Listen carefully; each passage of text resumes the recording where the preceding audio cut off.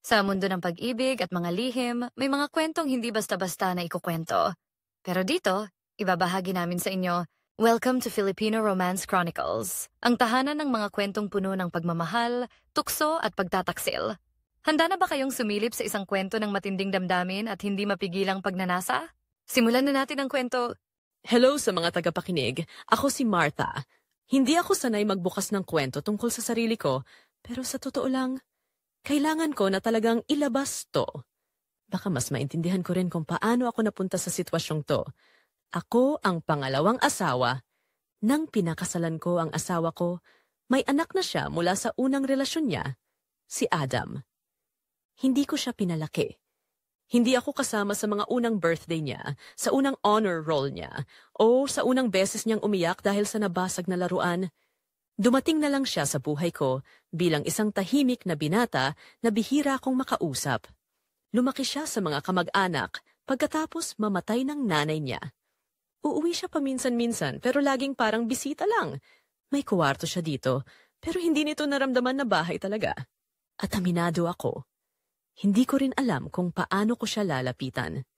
Kahit ilang beses kaming nagkasalubong dati, hindi kami nagkalapit. Parang lagi kaming may pagitan. Walang ilangan, pero hindi rin komportable. Sa araw-araw, normal ang ikot ng buhay ko. Gigising, magtitimpla ng kape, magluluto ng agahan, maglilinis. Ang asawa ko, laging parang may hinahabol, trabaho, tawag, meeting. Minsan sabay kaming kumakain, minsan ako na lang ang natitira sa mesa. Sa labas, mukhang maayos ang lahat. May bahay, may asawa, may konting ipon, pero alam niyo yung pakiramdam na kompleto ang gamit sa sala, pero kulang ang pagkatao? Ganon yung bahay namin, puno ng gamit, kulang sa lambing. Si Adam, matagal nang hindi nagpapakita. Ang alam ko lang, may matagal siyang girlfriend. Madalas naririnig ko yung pangalan ng babae kapag nag-uusap sila ng tatay niya sa telepono, pero hindi ko iniintindi. Pakiramdam ko, bahagi yun ng buhay niya na wala ako. Hanggang sa dumating yung araw na kumatok siya ulit sa pintuan namin. Tanghali yon, hindi espesyal. Walang ulan, walang dramatic na kidlat, walang sigawan. Nakatalikod ako sa pinto, naglilinis ng mga plato sa kusina, nang marinig ko lang bigla na may bumukas na gate at pumasok. Martha! Tawag ng asawa ko mula sa sala. Paglingon ko, andoon siya. Mas matangkad na, mas defined ang panga. Mas seryoso ang mga mata. Si Adam. Hindi siya ngumiti ng malaki, walang yakap, walang hitita. Ang meron lang, isang mahaba at tahimik na tingin. Para bang sinusukat niya ako. Para bang tinitingnan niya kung ako pa rin ba yung naiwan niyang babae dito. O may iba na. Si Adam, dito muna siguro ng ilang linggo. Sabi ng asawa ko na parang simpleng bagay lang yon. Walang paliwanag, walang detalye, walang nasaktan, iniwan o naghiwalay. Pero ramdam mo sa hangin na may nabasag sa buhay niya. Napansin ko agad ang isa. Hindi siya makatingin ng diretso sa tatay niya. Pero sa akin, paulit-ulit siyang sumusulyap. Hindi bastos. Parang may hinahanap lang sa mukha ko. Kinagabihan, hindi ako mapakali. May bagong presensya sa bahay. May bagong hakbang sa pasilyo. May bagong boses na naririnig ko mula sa kwarto sa dulo. Nagpainit ako ng gatas. Hindi para sa kanya, para sa sarili ko. Pero habang nakatayo ako sa may lababo, may narinig akong mahinang pagbukas ng refrigerator. Paglingon ko, si Adam. Nakasuot ng simpleng t-shirt at shorts. Medyo magulo ang buhok, parang galing sa kama pero hindi makatulog. Gising ka pa, sabi ko, pilit na kalmado. Tumango lang siya at tiningnan yung baso sa kamay ko. Gatas? Tanong niya. Oo, para makatulog. Sagot ko, sabay offer ko sa kanya. Gusto mo? Ipaghahanda kita. Sandali siyang tumitig sa akin, tapos umiling. Hindi na. Sanay na akong hindi makatulog. Hindi ko alam kung anong sasabihin ko pagkatapos nun. Kaya mahina na lang akong ngumiti. Bago siya tumalikod papunta sa pasilyo, tinawag ko siya. Huminto siya, bahagyang lumingon. Anak, okay ka lang ba? Tanong ko. Hindi ko na naisip kung tama bang tawagin ko siyang anak. Natural lang lumabas sa bibig ko. May kakaibang katahimikan saglit. Parang humigop ang buong kusina ng hangin. Tiningnan niya ako ng diretsyo, yung tingin na parang may bigat, parang may laman. Hindi galit, hindi rin masaya, malalim lang. Tawagin mo na lang akong Adam, sabi niya. Mahinahon pero malinaw. Hindi ako sanay sa anak. Para akong nabuhusan ng malamig na tubig, pero hindi dahil napahiya ako, kundi dahil sa kung paano niya yon sinabi. Hindi siya sumigaw, hindi siya umasta na bastos, pero ramdam ko yung linya na hinila niya sa pagitan naming dalawa. Pagbalik ko sa room namin, tulog na ang asawa ko. Nakatihaya, hawak pa ang cellphone. Hindi ko na siya ginising. Tumabi lang ako, pero hindi ako makapikit. Umiikot sa isip ko yung mga mata ni Adam. Yung paraan ng pagtingin niya sa akin kanina, mula ulo hanggang paa, na hindi bastos pero hindi rin basta-basta. Parang sinusubukan niyang tandaan ang mukha ko. Parang nagdodrawing siya sa isip niya ng bawat detalye. At saka yung sinabi niya, hindi ako sanay sa anak. Doon ako kinilabutan. Hindi dahil masama siya. Hindi dahil masama ako, kundi dahil sa isang simpleng katotohanan. May kung anong nagsisimula sa pagitan naming dalawa, na hindi ko pa mabigyan ng pangalan. At sa gitna ng katahimikan ng kuwarto, habang humihilik ng mahina ang asawa ko sa tabi ko, isang tanong ang hindi na umalis sa isip ko. Bakit parang mas gising ako ngayong nandito na si Adam? Simula nung gabing nag-usap kami ni Adam sa kusina, hindi na bumalik sa dati ang pakiramdam ko. Hindi naman siya gumawa ng kahit anong mali. Wala siyang sinabi na sobrang personal, pero may paraan siya ng pagtitig na parang may gusto siyang unawain sa akin. At ngayon, sa bawat galaw ko sa bahay, ramdam ko na nandyan lang siya. Hindi clingy, hindi istorbo, pero palaging nandyan. Kapag nagwawalis ako sa sala, tahimik siyang pupuwesto sa gilid para iaangat ang mga upuan. Kapag naglalaba ako, siya ang magdadala ng laundry basket kahit hindi ko hinihingi. Kapag tinatawag ko ang asawa ko para kumain, minsan ay si Adam ang sumasagot mula sa kusina, tumutulong mag-ayos ng mesa. Simple lang, walang halong arte, pero ibang dating. Parang lahat ng kilos niya nakatune sa kilos ko. Hindi siya madaldal, hindi rin siya nagsasalita ng sobra. Pero bawat saglit na magkasama kami, kahit hindi nag-uusap, parang may hangin na nagbabago. Halimbawa, sa hapagkainan, nasa dulo siya ng mesa, malayo sa akin. Pero sa bawat pag-angat ko ng tingin, siya ang unang nakakasalubong ng mata ko. Hindi agresibo, hindi bastos. Pero bakit ganon? Para bang sinusundan ng mga mata niya ang bawat kilos ko. At kapag nahuhuli ko siyang nakatingin, hindi siya nagtatago. Hindi siya umiwas. Titingin lang siya sa akin ng diretsyo, sa kadahan-dahang ibababa ang tingin na parang hindi niya dapat ginawa yon. Nakakakaba, at hindi ko alam kung bakit. Isang gabi, nagliligpit ako ng mga plato. Tahimik ang buong bahay. Ang asawa ko, nasa kwarto at busy sa laptop. Si Adam naman, nakaupo sa upuan sa kusina, pinagmamasdan lang ako. Hindi ko siya pinapansin, o baka pilit kong hindi pinapansin. Habang pinupunasan ko ang mesa, bigla siyang nagsalita. Tita Martha, bakit ka nagpakasal kay Papa? Natigilan ako. Kumapit ang kamay ko sa basang-basahan. Hindi niya sinabi ng may pait. Pero ramdam ko yung bigat, yung tanong na hindi dapat manggaling sa kanya. Nabigla ako at sinubukan kong ngumiti. Mahal ko ang papa mo, mabait siya, maayos kausap. Tumingin siya sa akin na parang hindi siya kumbinsido. Pero masaya ka ba? Tanong niya, mas mahina kaysa kanina. Parang may kung anong humigop sa dibdib ko. Hindi ko alam kung sasagot ba ako ng totoo o tatakbo palabas. Sa dulo, umiwas na lang ako ng tingin. Huwag kang mag-isip ng kung ano-ano. Lahat naman ng relasyon may problema. Tahimik lang siya. Pero ramdam ko na pinagmamasdan niya ako habang ibinabalik ko ang mga plato sa lalagyan. Para siyang may hinahanap. Hindi ko alam kung anong sagot ang gusto niyang marinig. At mas lalo kong hindi alam bakit ako kinakabahan. Kinagabihan, habang nakahiga ako sa kama at nakatalikod ang asawa ko, nakarinig ako ng mga hakbang sa may hallway. Mabagal. Parang nagdadalawang isip. Akala ko dadaan lang, pero tumigil sa mismong tapat ng pinto namin. Pagkatapos may narinig akong mahina, sobrang hina, na parang binubulong. Tita, sorry. Hindi ko sure kung yung pangalan ko o yung salitang pasensya ang narinig ko. Hindi ko rin alam kung ako ba talaga ang kinakausap niya. Pero malinaw ang isang bagay. Hindi siya pumasok. Hindi siya kumatok. At doon ako mas kinabahan. Kasi kung kumatok siya, mas madali sanang ayusin, mas madaling pigilan. Pero yung ganitong kabigat na presensya sa likod ng pinto, iba. Narinig ko ang paghinga niya. Mahaba. Malalim.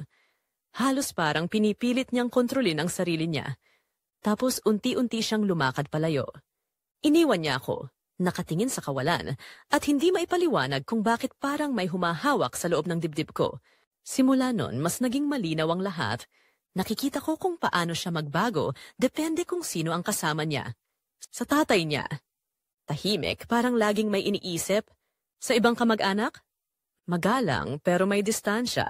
Pero sa akin, iba. Mas malumanay siya magsalita. Mas nakikinig, mas parang buo. Hindi ko alam kung napapansin niya, pero sa tuwing magkasama kami, parang humihinto ang hangin.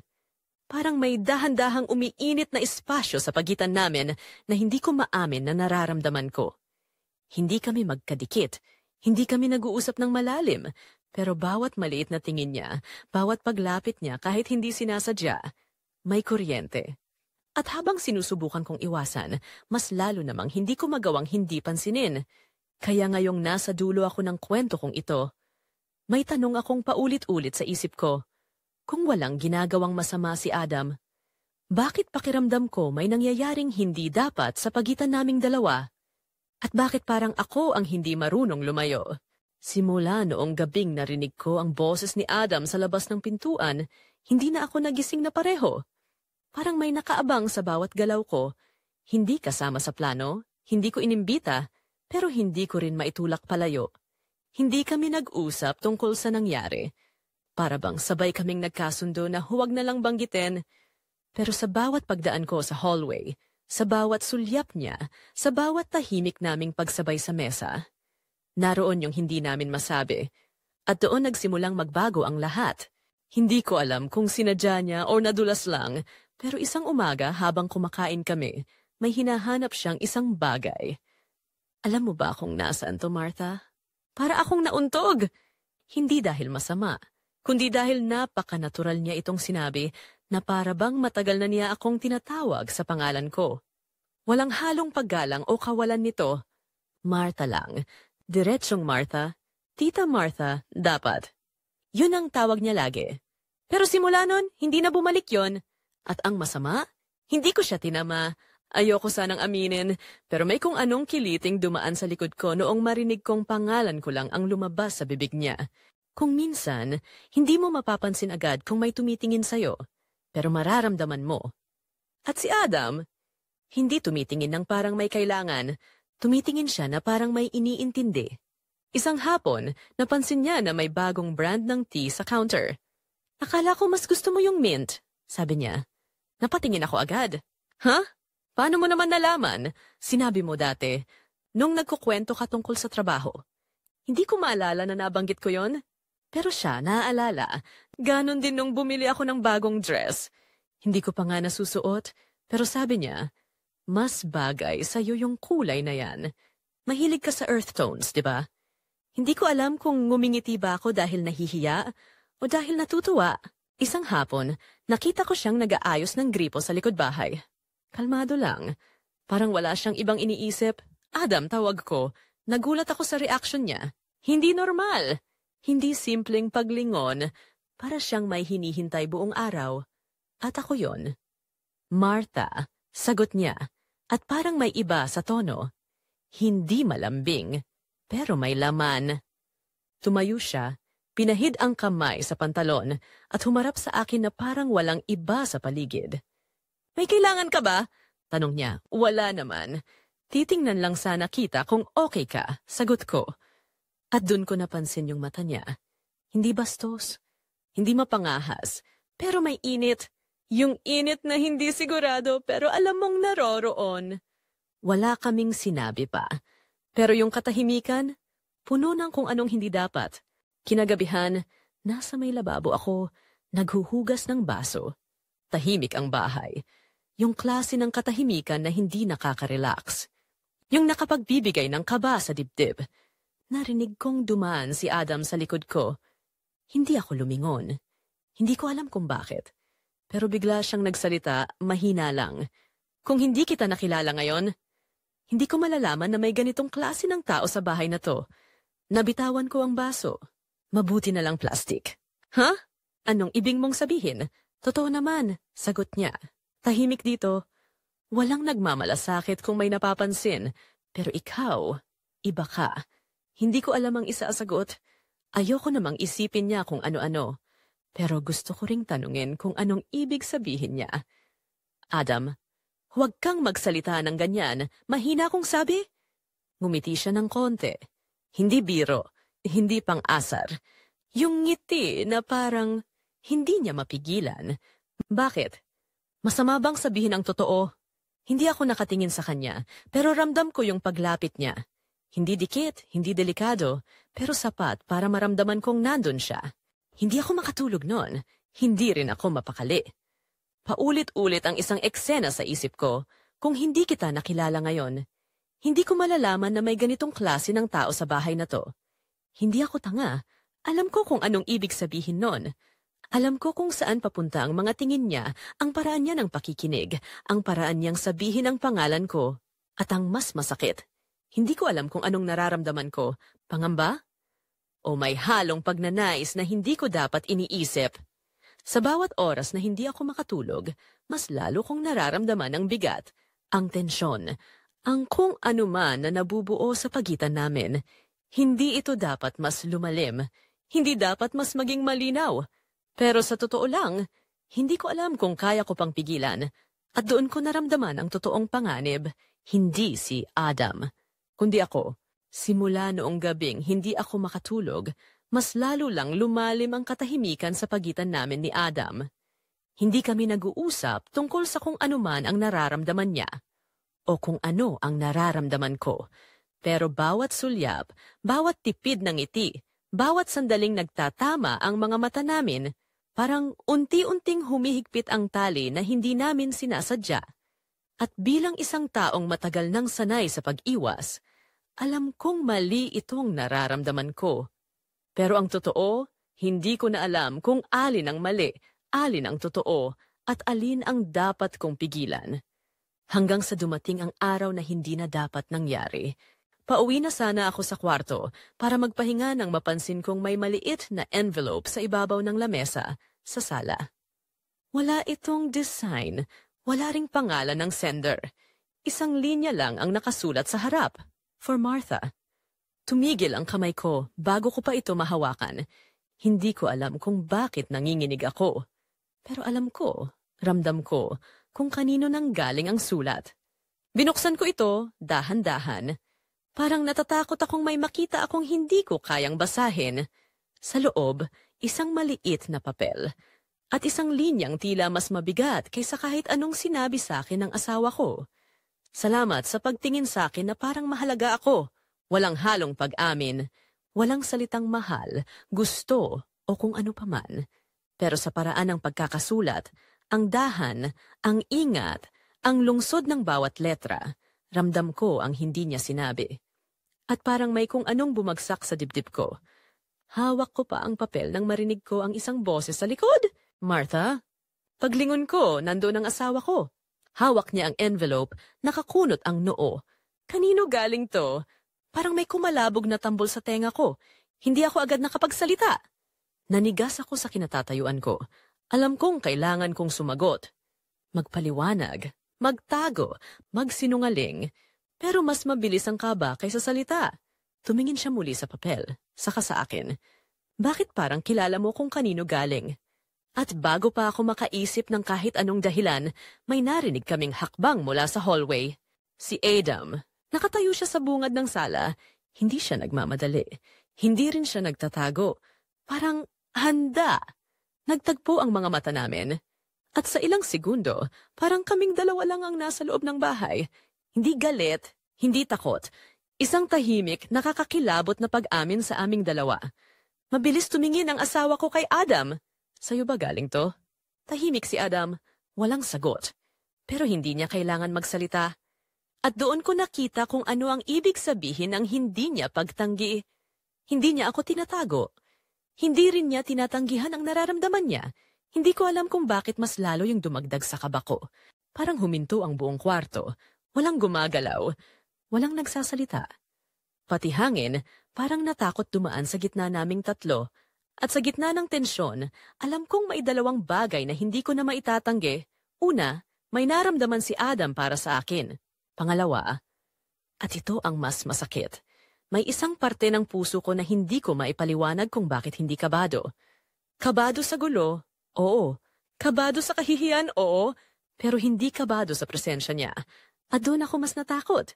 Sa sarili ko. Sumagot ka naman, Martha. Sambit ng asawa ko, hindi nagalit pero puno ng hinala. Napalunok ako. Ako, hindi ko alam kung ano. Pero bago pa ako makapagpatuloy, nagsalita si Adam. Hindi malakas. Hindi rin matigas ang tono. Isang linyang binigkas niya ng diretsyo, walang pag-aalinlangan. Ako ang nag-iwan niyan para akong pinatamaan ng malamig na hangin, hindi dahil inamin niya. Kundi dahil habang sinasabi niya yon, nakatingin siya sa akin, hindi sa asawa ko. Parang may gusto siyang iparating na ako lang ang dapat makaintindi. Kaya kong maramdaman ang galit ng asawa ko. Pero mas malakas ang pintig ng puso ko sa dibdib. Mabilis, magulo. Parang tinutulak akong tumakbo sa direksyong hindi ko dapat tahakin. Nawala sa kamay ko ang envelope. Hindi ko na namalayan kung saan nahulog. Ang tanging naririnig ko lang ay sariling paghinga ko. Mabilis, mabigat. Parang nagtatago ng lihim. Napaatras si Adam, hindi para tumakas, kundi para maghintay. At doon ako napahawak sa dibdib ko, hindi dahil sa kaba, kundi dahil sa bigat ng katotohanang hindi ko na kayang itanggi sa sarili ko. May something sa pagitan namin, hindi namin ginusto, hindi namin planado, pero nandoon. At ngayong nakabukas na ang envelope, pareho naming alam iyon. Ngayon, habang nakatayo ako sa gitna ng sala, sa gitna ng dalawang lalaking hindi ko inakalang magiging dahilan ng gulo sa puso ko, isang tanong lang ang kaya kong ibulong sa sarili ko. At sa inyo, kayo, kung may tumawid sa puso nyo na hindi mo dapat mahalin, aamin ka ba? O itatago mo hanggang may sumabog? Maraming salamat sa pakikinig. Hanggang sa susunod na kwento. Hey guys! Thanks for watching hanggang dulo. Sana na-enjoy niyo ang kwento natin today. Kung bitin ka at gusto mo pang makarinig ng mas marami pang kwentong puno ng drama, pag-ibig at lihim, make sure to like, comment at subscribe para updated ka sa mga susunod naming istorya. May gusto ka bang plot twist o kwento na gusto mong marinig? Comment down below. Baka ikaw na ang next inspiration namin. Salamat sa suporta mga ka-FRC. See you in the next story. Stay tuned and take care always.